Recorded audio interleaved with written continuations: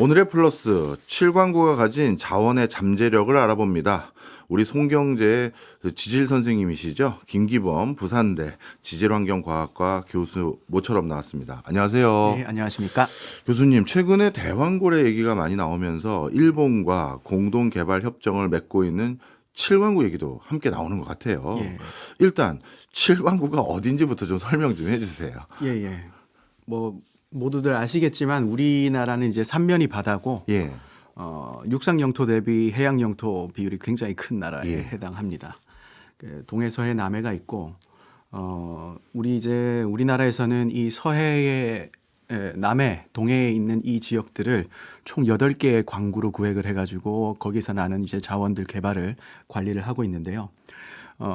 서해 지역부터 북에서부터 남으로 1, 2, 3, 4광구가 존재를 하고 있고 제주도를 포함하는 5광구가 있고요. 6광구가 이제 이번에 대왕고래 시추가 있었던 곳이고 네. 또 6광구의 동해 1 가스전 네. 21년도까지 가스를 우리가 생산했죠. 예, 맞습니다.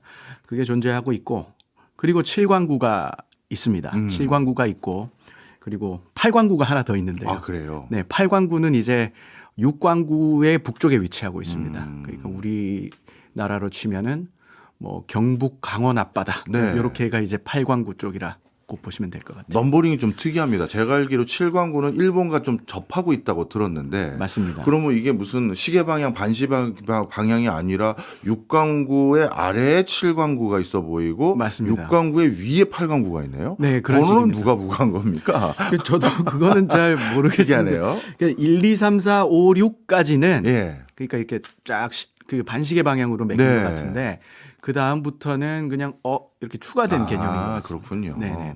예. 그런데 이 7광구하고 그러면 6광구, 그다음에 뭐 8광구 네네네. 이쪽이 그나마 뭔가 좀 잠재적인 후보군으로 우리가 주목하는 곳들인가요? 아, 그렇습니다. 뭐 광구의 개념보다는 네. 그 동해, 서해, 남해에 각각 분지가 있습니다. 퇴적 분지가 발달을 하고 있습니다. 예. 퇴적 분지가 뭐냐면 그냥 딱딱한 안반이 아니고 우리 모래, 흙, 뭐 이런 것들이 쌓여가지고 네. 결국은 석유나 가스가 그런 어떤 우리가 퇴적물이라고 부르는데요. 예. 지질학에서 그 퇴적층 안에 발달을 하거든요. 음. 그래서 그런 퇴적층들이 두껍게 쌓일 수 있는 곳이 필요한데 네. 그 퇴적층들이 두껍게 쌓이는 곳을 이제 분지라고 부르고 예. 서해에는 군산 분지라고 예. 하는 분지가 있습니다. 굉장히 큰 분지가 있고 동해에는 아마 최근에 들어보신 분들 많으실 거예요. 울릉 분지라고 예. 분지가 발달하고 있고 퇴적층 두께가 거의 10km에 달할 정도로 그리고 남쪽에는 우리 남해 쪽에는 제주 분지, 예. 이어도 분지 예. 이런 분지들이 존재를 합니다. 예. 이 분지들 중에 이제 우리가 이제 오늘 이야기하려고 하는 7광구 쪽에는 이 제주 분지 우리가 이제 거기 이제 포커스를 맞춰야 될 것 같습니다. 그렇군요. 이제 좀 이해가 됐습니다. 기초적인 상식은요. 자, 그러면 한중일이 요즘 모두 주목하고 있는 곳이 뭐 분지는 여러 군데도 있지만 네네. 그 중에서 7광구라고 들었는데요. 네. 특히 이 7광구는 그동안은 한국과 일본이 뭐 같이 뭐 사인도 하고 공동으로 뭐 해봅시다 이렇게 해왔다고 들었는데 네네. 그동안의 그 맥락들 좀 설명 좀 해주세요. 아, 네. 원래 과거부터 관심이 집중됐던 것은 아니고 1968년에 네. 유엔에 이제 에머리 보고서라고 하는 보고서가 하나 제출이 됩니다. 예. 거기서 이제 뭐 무슨 내용이 담겨 있냐면 그 7광구라는 건 그때 존재하지 않았습니다. 우리 이제 여기를 7광구라고 부르지만 이 동중국해 예. 7광구가 속해 있는 우리에겐 남해가 되겠죠. 예. 이 동중국해에 뭐 석유 매장량이 사우디아라비아의 뭐 10배다. 뭐 미국의 무슨 가스 매장량의 뭐 5배다. 뭐 이런 이야기들이 그냥 나온 겁니다. 이게 네, 뭐 네. 탐사가 다 되고 나서 나온 말은 아니고 그럴 가능성이 있다. 이런 보고서가 나오고 나서 1970년에 박정희 대통령 시절에 예. 우리가 여기다가 그래? 그러면 이제 7광구를 하나 딱 그어놓고 예. 영유권을 선포를 해버립니다. 아. 예. 그냥 일방으로 선포를 딱 해버리는데 그때 이게 어떻게 가능했냐면 예. 1970년대만 하더라도 그 배타적 경제 수역 개념 있죠. 이게 네. 영해랑은 다르죠. 예. 그러니까 이제 우리가 여기서 어떤 그 우리 광물을 개발한다든지 어업을 한다든지 여기까지 우리 거야 이런 개념이지 않습니까? 예. 그때는 뭐냐면 대륙붕 연장설이라는 개념이 있습니다. 대륙붕이 뭐냐면 한 수심 한 150m 이내에 얕은 바다를 이야기해요. 우리 동해 울릉분지만 가더라도 동해만 가더라도 수심이 2,000m에 달하거든요. 예. 근데 이제 우리 제주도 남쪽 지역 그리고 서해 예. 이 바다는 다 수심이 150m를 넘어가지가 않습니다. 그러니까 다 대륙붕인 거예요. 예. 그렇게 따졌을 때 이 대륙붕 우리나라는 동해는 대륙붕이 아니고 서해 남해는 대륙붕으로 딱 둘러싸여져 있으니까 한반도에서부터 이 대륙붕이 남쪽으로 쭉 이어지는데 어디까지 가나 보자 보니까 거의 일본 코앞까지 이어져 있는 거죠. 그래요. 예. 지도를 하나 좀 보시면 되는데 네. 일본 큐슈 지역은 보면은 바로 이제 서쪽에 깊은 바다가 바로 나타나는데 반해서 우리는 제주도에서부터 남쪽으로 동쪽으로 다 얕은 바다가 이어져 있거든요. 예, 그런 상황이기 때문에 70년대 당시에는 이 배타적 경제 수역을 이 대륙붕이 어디서부터 연장되느냐로 인정을 해줬기 때문에 일본으로부터는 연장이 안 되고 그렇군요. 예, 우리나라로부터는 연장이 되니까 이 칠광구가 있는 이 지역을 다 우리 거다라고 주장을 할 수 있었던 거예요. 우리에게 유리한 형이었네요. 예. 그런데 이제 그게 이제 시간이 지나면서 네. 1982년쯤에 돼가지고 유엔이 이제 해양법 관련해가지고 이걸 좀 개정을 해요. 예. 이렇게 배타적 경제 수역을 정하다 보니까 어떤 나라는 바로 자기 앞바다인데도 불구하고 대륙붕이 연장 안 된다는 이유로 바로 앞바다에서 조업도 못하는 예, 그런 문제가 생기다 보니까 대륙붕 연장이 아니고 그냥 페어하게 200해리씩 갖자. 네. 200해리씩. 예, 그렇게 이제 논리가 바뀌다 보니까 일본 입장에서는 이렇게 따지면은 지금 박정희 대통령 때 했던 이 영역이 다 우리 건데 200해리 개념으로 가면은 이렇게 하니까 그때 가서 이제 이걸 파기를 해버려요. 예. 파기를 해버립니다. 그래가지고 처음에는 이 대륙붕 연장설을 기초로 JDG 협정을 일본하고 맺어가지고 예. 이 칠광구라는 거를 설정을 하고 이 공동 개발구역인 이 칠광구 내에서는 양쪽 모두의 합의가 있을 때만 탐사하고 개발하자. 이렇게 됐는데 일본이 200해리 이제 네. 이게 받아들여지다 보니까 공동 개발을 갑자기 중단을 해버렸죠. 중단한. 예. 그러다가 이제 쭉 옵니다. 네. 그렇게 쭉 오다가 80년대에 넘어오다가 90년대 이제 김영삼 대통령 예. 정부 들어서 일본하고 이 남해 쪽에 어업 협정을 하기를 시작합니다. 예. 그래서 협상을 꽤 오랫동안 했습니다. 뭐 서로 주장하는 바가 너무 달라가지고 예. 오랫동안 했는데 뭐냐면 우리는 이제 배타적 경제 수역을 제주도로부터 몇 해리냐를 가지고 이야기를 할 건데 네. 일본은 보면은 여기 조도라고 하는 섬이 있어요. 네, 조도요. 예, 제주도에서 이제 동남쪽입니다. 동남쪽. 그러면 예, 제주도에서 동남쪽이고 일본에 일본 큐슈에 가깝죠. 네. 네. 그런데 좀 이게 섬이라고 하기에는 예. 낚시 좋아하시는 분들 가는 이렇게 그냥 바위 있잖아요. 예. 암초 같은 그런 건데 이제 일본은 여기를 기점으로 해가지고 200캐리를 자기는 해줘야 된다.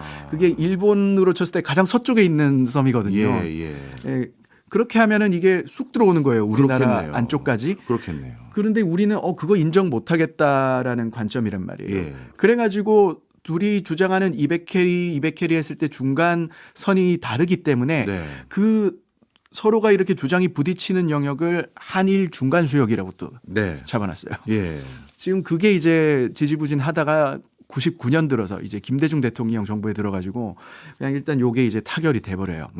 그래가지고 우리하고 일본 사이에는 남해에 JDG 협정이 하나 존재를 하고 네. 거기다가 플러스로 99년에 맺어진 한일 어업 협정. 네. 그래서 한일 중간 수역이라는 이 두 가지 개념이 공존하고 있는 예. 상황입니다. 그런 상황인데 지금 일본 입장에서는 우리가 70년대 맺은 이 JDG는 너무 일본 쪽으로 나온 자기들한테 들어와서 자기들 입장에서 봤을 때는 너무 불공평하다고 보는 거예요. 예. 그런데 이제 99년도에는 이 JDG의 동쪽을 자기들이 이렇게 어떻게 다 가져오게 됐고 서쪽 부분만 일부 이제 한국하고 이렇게 중간 수역으로 해가지고 남겨놓은 상태잖아요. 예. 훨씬 더 과거보다는 본인들에게 이익인 협정이 추후에 이제 이루어지게 된 거죠. 예, 그런 지금 상황에 와 있는 겁니다. 그렇다 보니까 일본 입장은 이 JDG를 인정하고 싶지 않은 거죠. 그렇겠네요. 예, 그런 상황.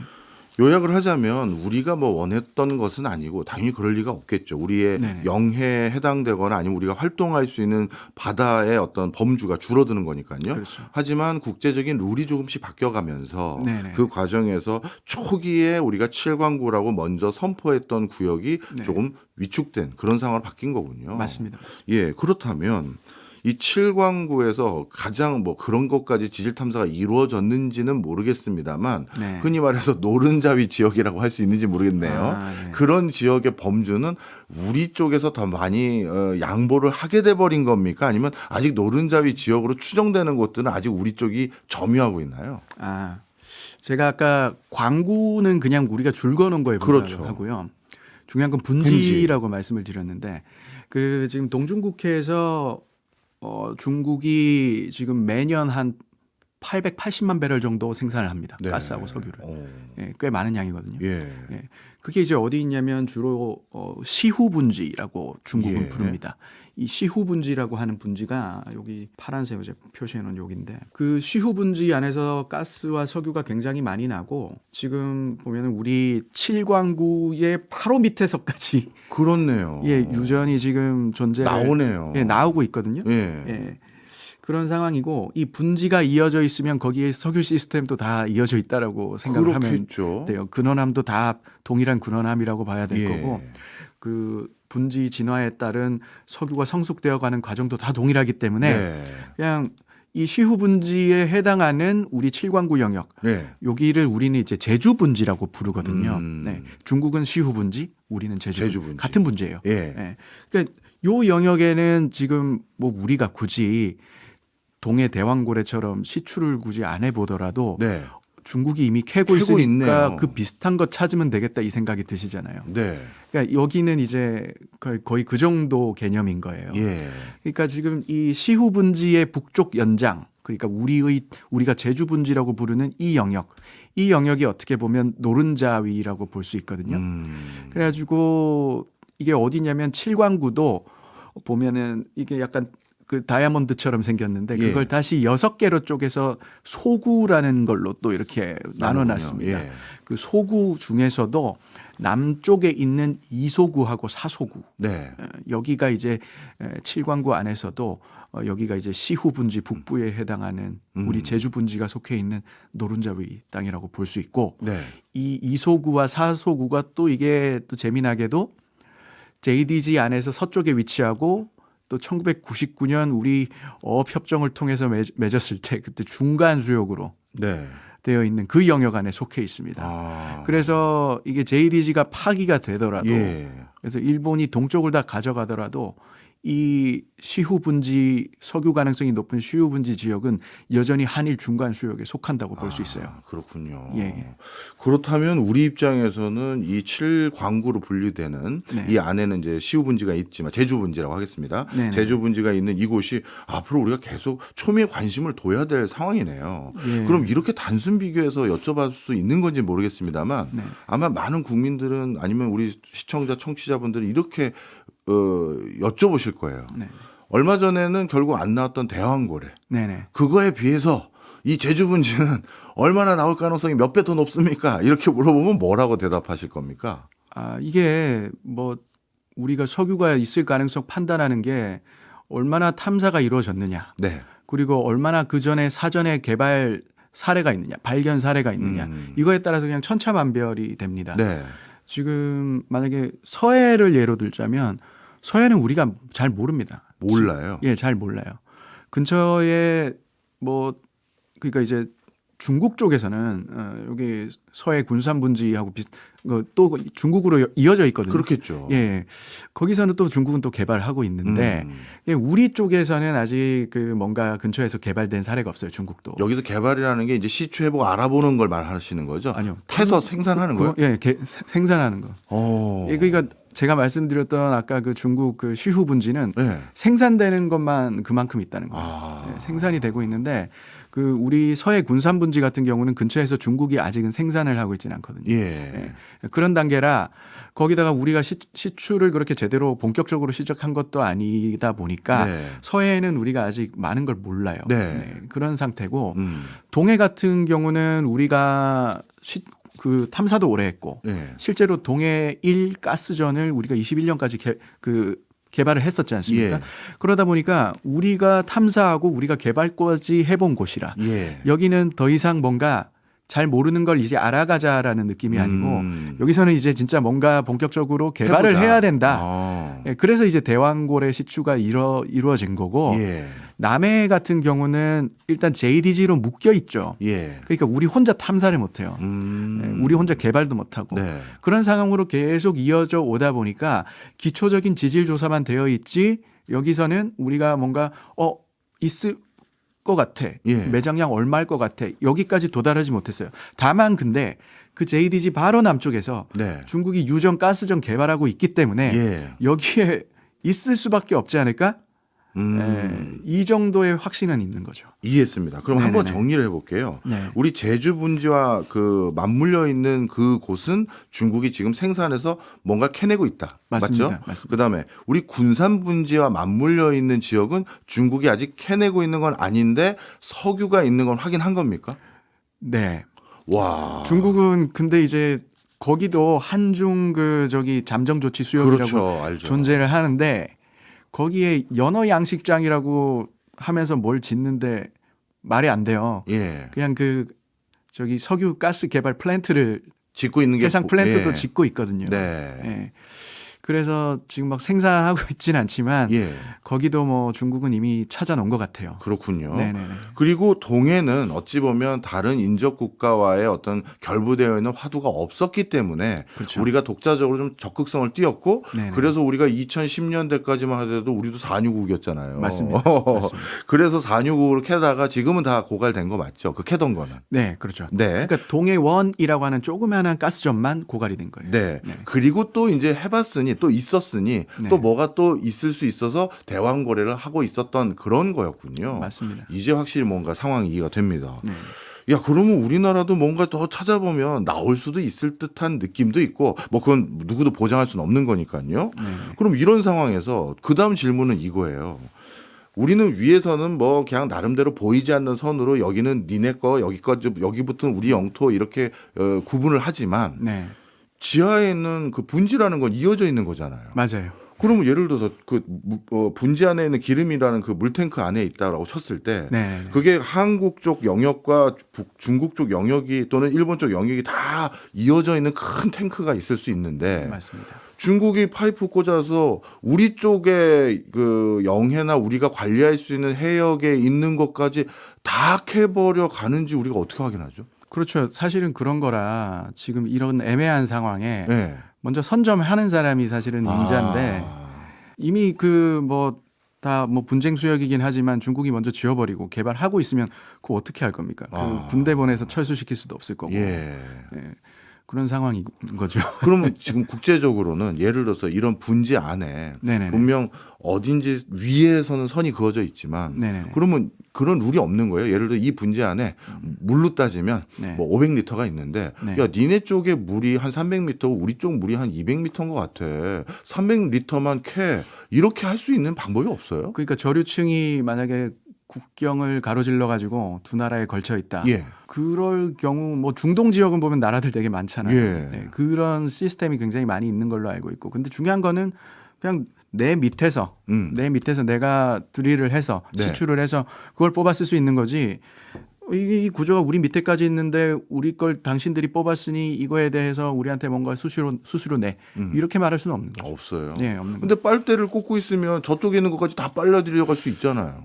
꼭 그렇진 않습니다. 아. 예, 땅 속에 우리가 어떤 가상 공간에 이어져 있다라고 말은 하지만 예.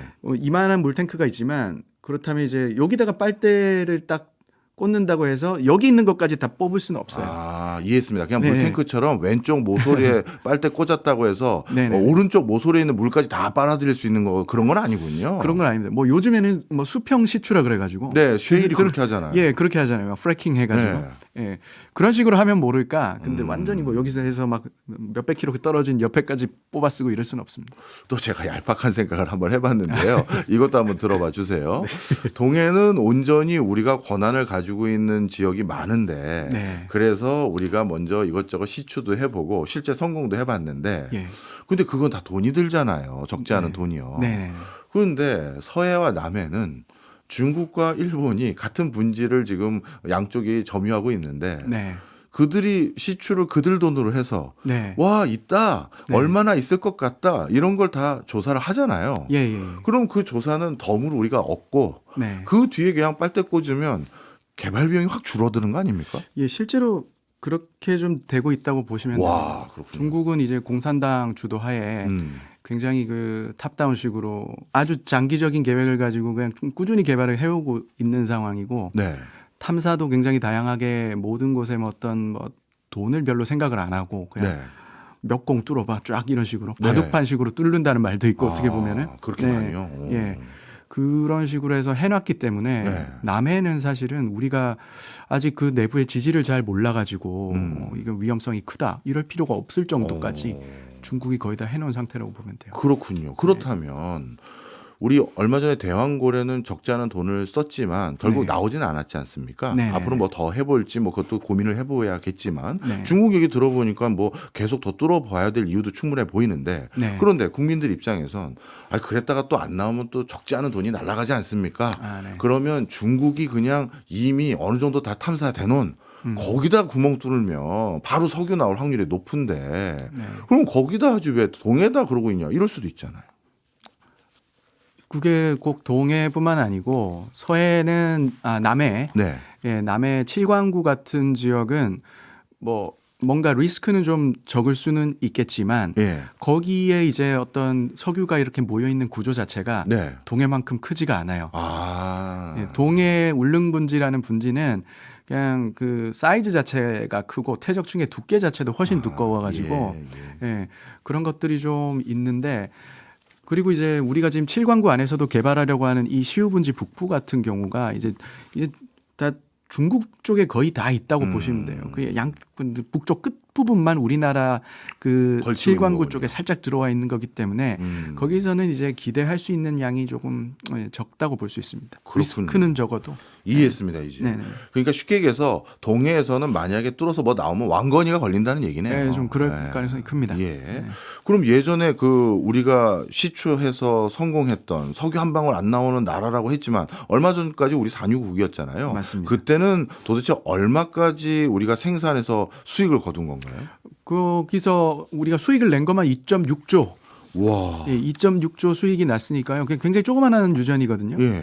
예, 거기서 2.6조를 냈으니까 꽤 크죠. 이게 지금 대왕고래 같은 경우도 하나의 구조가 아니에요. 6개 구조를 합쳐서 대왕고래라고 지금 불렀던 거고 예. 그러니까 그중에 하나 실패한 거예요. 네. 하나 확인해 본 거예요. 하나. 아. 예.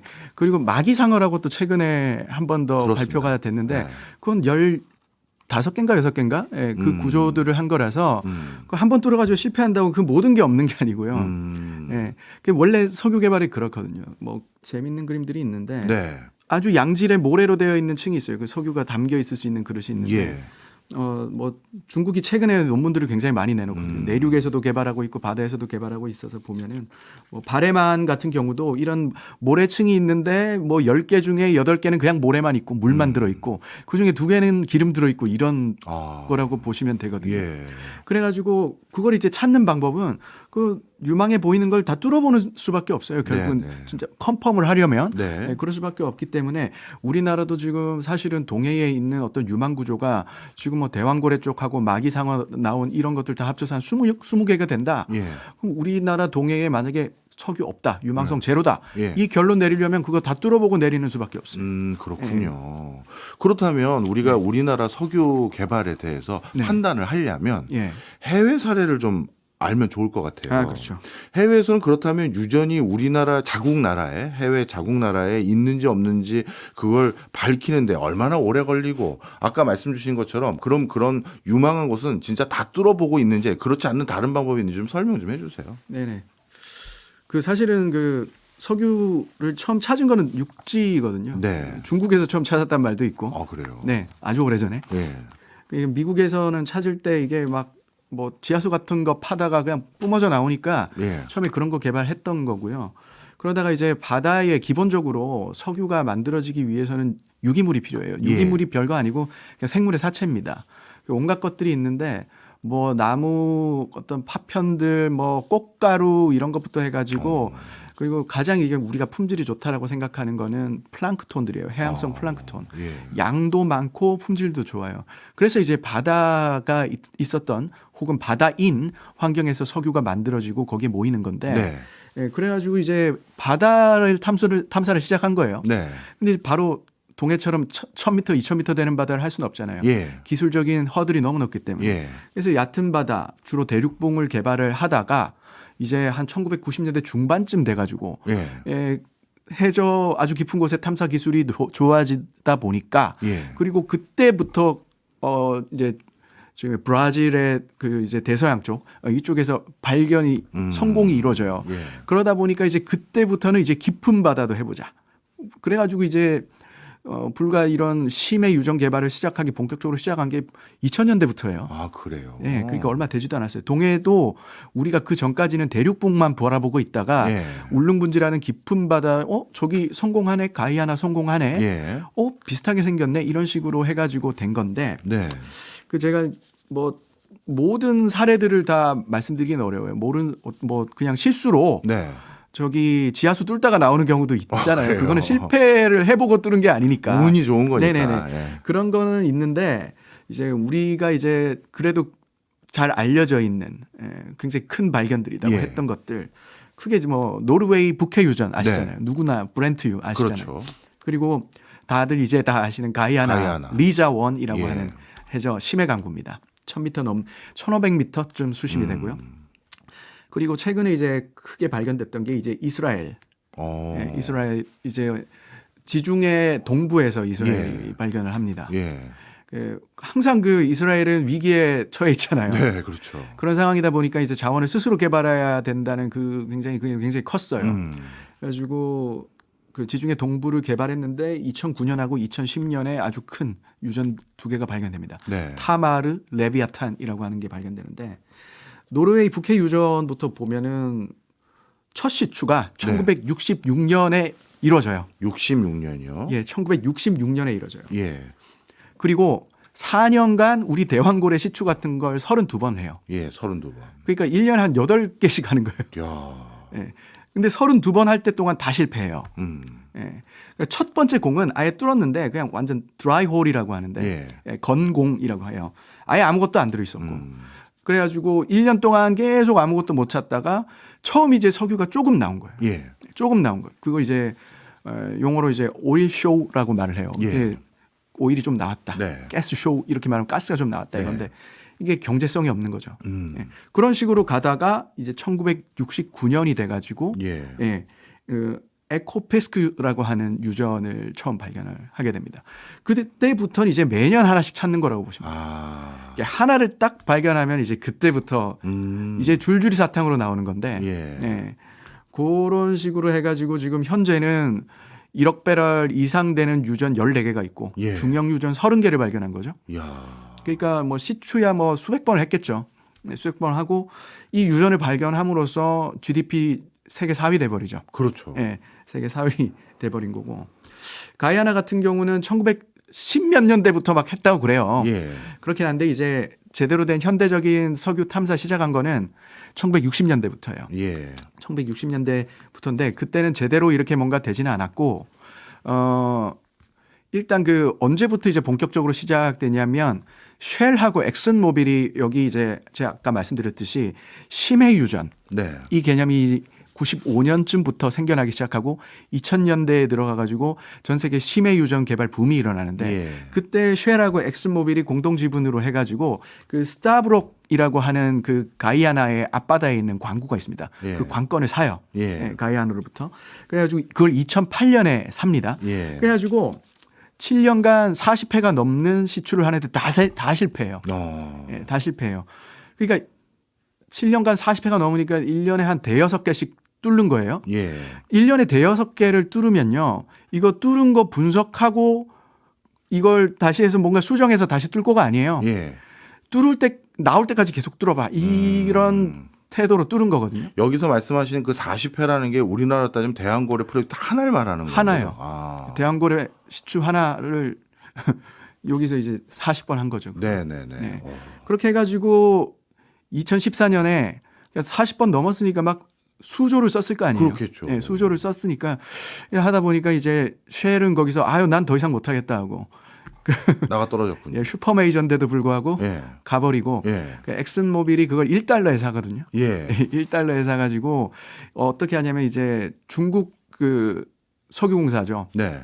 예, 그러니까 CNO노 씨 이 얘를 꼬셔가지고 예. 들어와가지고 다시 심해 시추를 시작하는데 1년 만에 찾아버린 거예요. 이야. 예, 중국은 대박이었던 거죠. 대박 쳤네, 진짜. 네, 가만히 지켜보고 있다가 예. 마지막에 딱 들어와서 딱 찾아버리는 거죠. 이야. 그렇게 해가지고 뭐 리자 원을 찾았는데 110억 배럴이니까요. 엄청나네요, 진짜. 네, 엄청난 거죠. 이게 뭐 40번 실패가 아니라 뭐 한 수백 번 실패했어도 이거는 뭐 해야 될 일이었군요. 예, 뭐 규모가. 수백조 거의 천조 가까운 이익이 오는 거니까 이렇게 예. 되면 그런 거고 이스라엘 보면은 타마르 레비아탄 이게 이제 중요한데 이게 보면은 이스라엘은 굉장히 좀 천천히 해요. 신중하게 해요. 예. 그 USGS 미국 그 저기 지질학기까지 들어와 가지고 매년 하나씩을 합니다. 네. 매년 하나씩을 해요. 그래서 뭐 시추에서 올라오면 그걸 다시 분석하고 그런 식으로 아주 신중하게 가는데 네. 9번 해가지고 성공을 해요. 예. 9번 해가지고 타마르라는 거를 2009년에요. 예. 2009년에 찾았고 2010년에 연이어서 이제 레비아탄이라고 하는 가스전 두 개를 찾아서 이제 자국에서 쓰는 가스의 70%를 70%를. 자급자족합니다. 예, 그런 상황이 된 거죠. 네. 그러니까 이걸 보면은 9번 만에 찾은 거예요. 이스라엘은. 예. 그런데 가이아나 같은 경우는 40번 넘게 실패한 거고 예.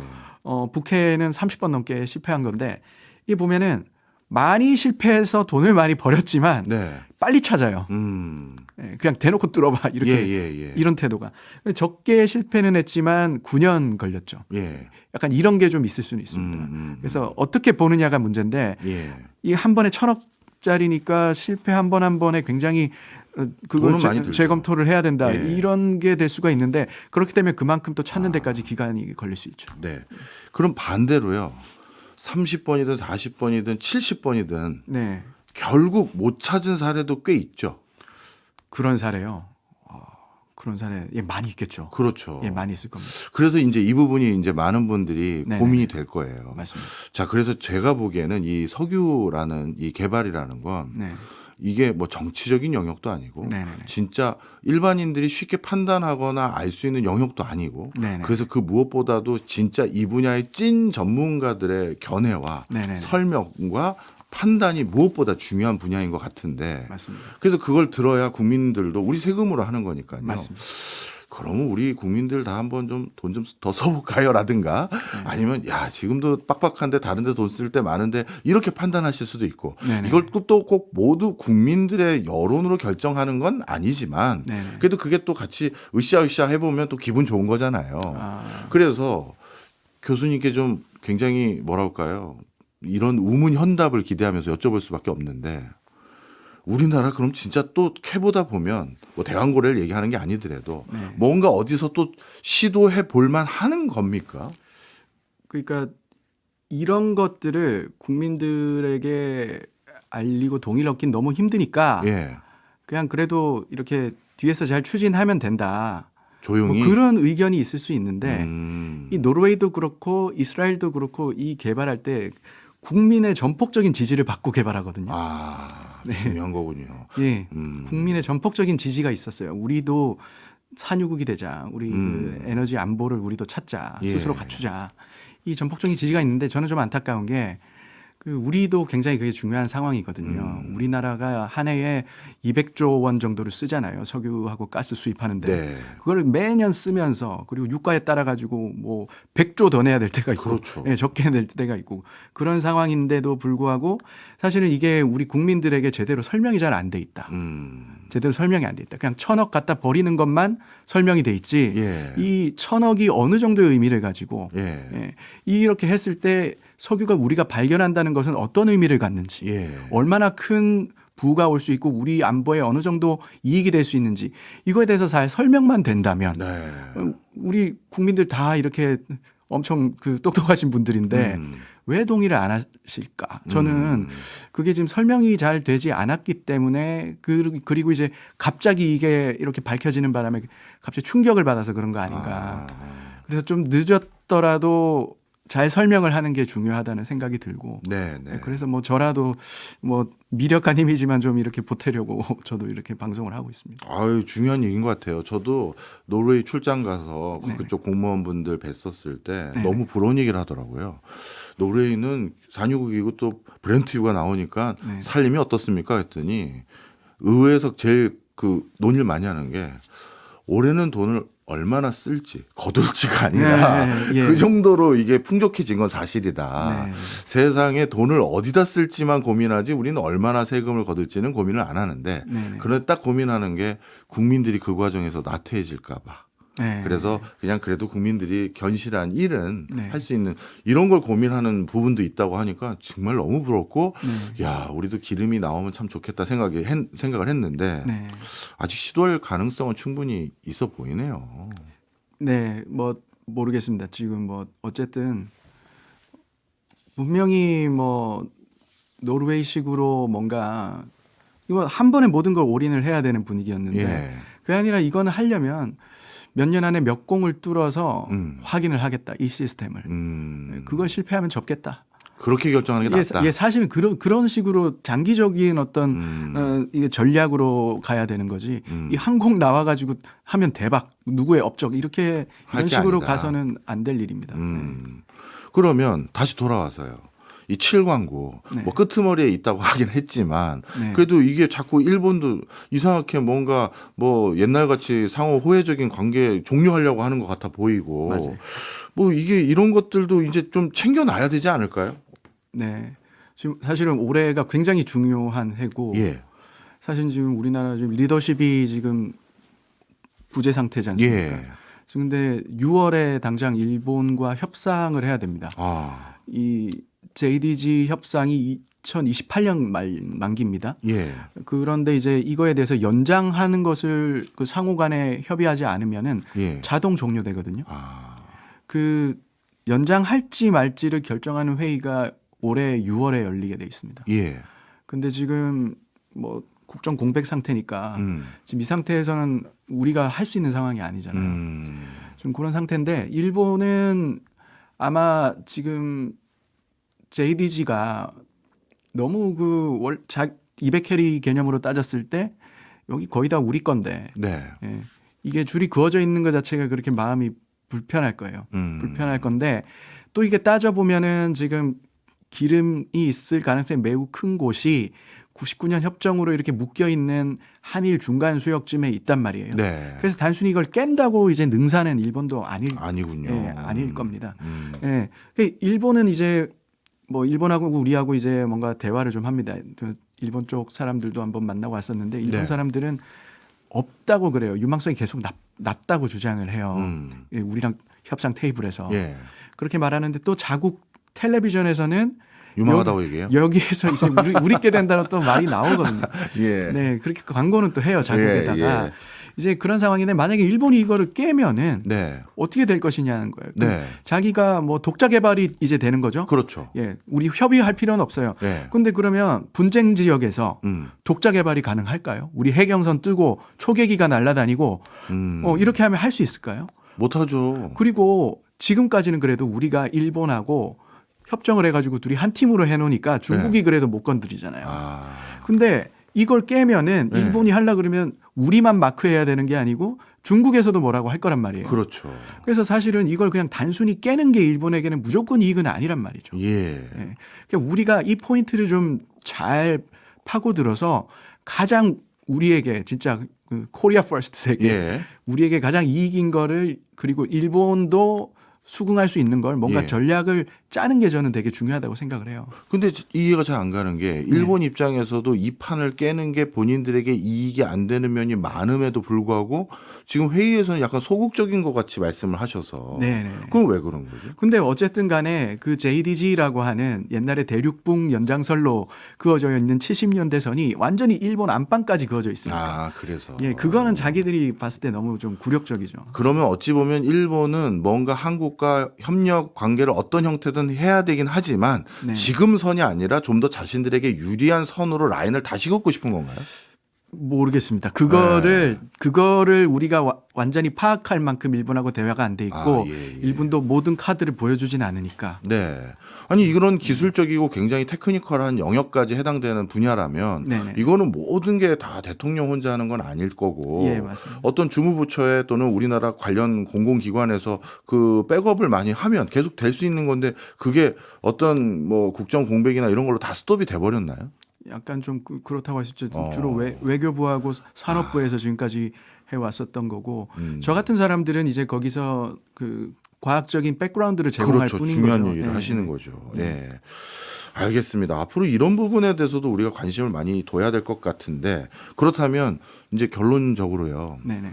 뭐 학자로서 또 이 분야에 가장 정통한 분으로 우리는 잘 모르니까요. 아주 쉽게 설명을 해주시고 뭐 정치하시는 분도 아니고 뭐 이해관계에 얽히신 분도 아니니까요. 네네. 국가에는 어떤 도움이 필요하시고 우리 국익을 위해서 그리고 우리 국민들은 이런 일들이 앞으로 또 여러 가지 이슈가 있어 보여요. 뭐 광고 개발을 우리 또 할 수도 있는 거고 이 7광구에 대한 그런 이슈도 아직 남아 있고 또 서해도 또 중국이 자꾸 넘어오려고 하는 것도 많이 있는데 네. 우린 또 어떻게 이런 것들을 국민들이 이해하면 좋을지 말씀 좀 주세요. 그게 저는 지금 이 에너지 미래 에너지 네. 지금 굉장히 뭐 이건 단순히 석유의 문제가 아니고 지금 탈탄소 기조도 있고 예. 예. 이런 상황에서 뭔가 국가가 뭔가 일치단결된 네. 뭐 진보나 보수나 떠나가지고 일치단결된 어떤 에너지 미래 비전이 없다고 저는 생각해요. 아. 너무 여러 가지 말들이 다 중구난방으로 그러니까 태양광 하시는 분들은 태양광 중요하다. 네. 풍력 중요하다. 뭐 수소 중요하다. 뭐 핵융합 중요하다. 원자력 중요하다. 이 분들이 다 자기 분야에 대해서 다 중요하다고 말할 뿐이지. 예. 그래서 다 중요해요. 그런데 예. 그러면 우리가 나라의 차원에서 봤을 때 이것들을 어떻게 관리해 나갈 건가. 하나의 틀에서. 예. 그거 비전이 있어야 되는데 지금 그게 지금 없는 거죠. 에너지 믹스 전략. 예. 예, 에너지 믹스를 해야 돼요. 예. 그런데 지금 그게 없다는 겁니다. 그러니까 그러다 보니까 이런 말이 나오는 거죠. 지금 탈탄소 할 건데 석유가 왜 필요해? 이런 말이 나오는 거잖아요. 예. 예, 그러니까 국민분들께 뭔가 어필을 하려고 해도 우리 200조 쓴다고 하더라도 좀 버티자. 그럼 어차피 석유 다 안 쓰게 될 텐데 200조 그럼 굳는 거 아니냐. 그럼 그때 이제 태양광 하면 되지 않냐. 수소 이제 금방 수소 핵융합 안 되거든요. 몇십 년 더 걸릴지 100년 더 걸릴지 모르거든요. 예. 그러니까 이런 것들을 딱 봐서 지금 당장 우리가 대체해야 하는 부분은 얼마다. 예. 그리고 석유는 우리가 그래도 탈탄소지만 이만큼 무조건 써야 한다. 예. 석유와 신재생은 같이 가야 한다. 네. 원자력은 이만큼의 비율이 필요하다. 그리고 미래 에너지원으로서 수소 핵융합은 이 안에 이 정도의 기술을 확보해야 된다. 이게 있어야 돼요. 예. 플랜이 있어야 되는데 예. 우리나라는 그런 식의 플랜이 지금 현재 없는 겁니다. 그걸 좀 빨리 좀 마련해 주셨으면 좋겠어요. 네. 중요한 말씀이시네요. 사실 공장을 지으려고 할 때 또는 네네. 기업을 유치할 때 제일 먼저 확인하는 게 물 있는지랑 그다음에 전력 어떻게 수급받을지인데 맞습니다. 거기에 대해서 국가 차원에서 대답도 못하고 미래 비전도 못 제시하면 외자는 어떻게 유치하고 우리 기업들은 여기 공장을 더 지어야 될지 애매모호해지는데 정말 에너지뿐만 아니라 국가 경제 전반에 관련된 얘기였네요. 자주 좀 이슈 있으면 나와주세요. 뭐 좀 불러주시면. 뭐. 네, 알겠습니다. 지금까지 김기범 부산대 지질환경과학과 교수였습니다. 고맙습니다. 감사합니다.